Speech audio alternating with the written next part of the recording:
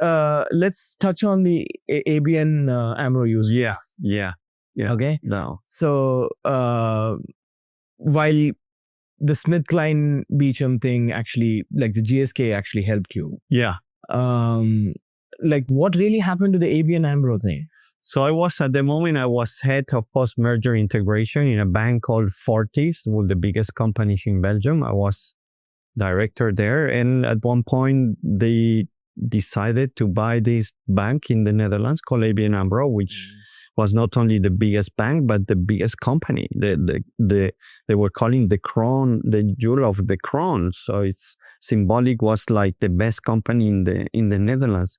And Belgians and the Dutch, they are not very friendly to each other. They all make jokes, but it was a consortium. So we were three banks: Royal Bank of Scotland, Banco Santander from Spain, and there was Fortis, and they sent me to Amsterdam to do the whole. The challenge with this project was there was not a normal integration. It was first you split a bank in three. It's not like a cake or a burger that you can, or a pizza, because it's all intertwined. So it was very, very complex, taking cuts into the business, and I realized maybe we should have thought this before going into this, but then the whole collapse of Lehman Brothers and all this came on top. So it was like suddenly from one day to another, there was no liquidity.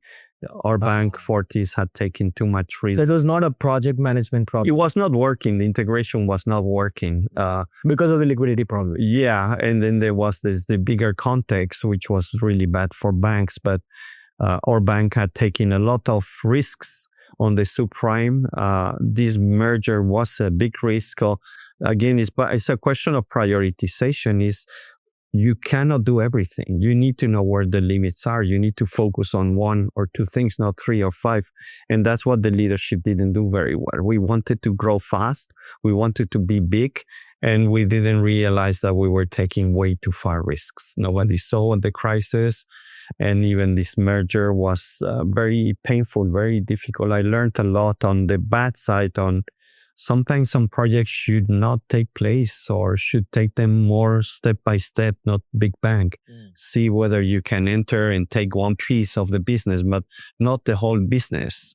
So being ambitious is good, but you have to also be realistic on how fast some things can happen, some others less. People, aspects, systems, process. It takes time to just pull them apart, and I didn't think it was going to take so much time. Resistance. People were sabotaging also, didn't want to cooperate. So there were a lot of politics behind. Some projects are highly political. How do you deal with that?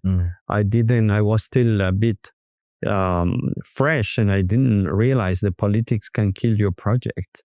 I always say there's somebody happy. Hold on a second. I don't think you were fresh. You talked about Y2K. This type of mergers I'd never had. So I'd had done big projects, but at this global scale with three banks, you always learn. The more you go up, the different issues you have. It's not so much about the scope or the plan, but it's more about the games that they're playing at the top that I had not seen.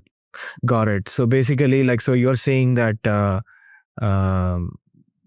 judgment and then relational absolutely aspects of this, and then the whole management of politics. Yes.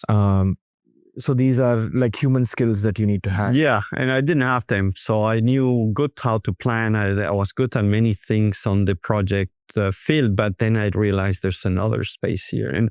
And for me, that was something that was not my field. So I was expecting the sponsorship, the leadership to take care.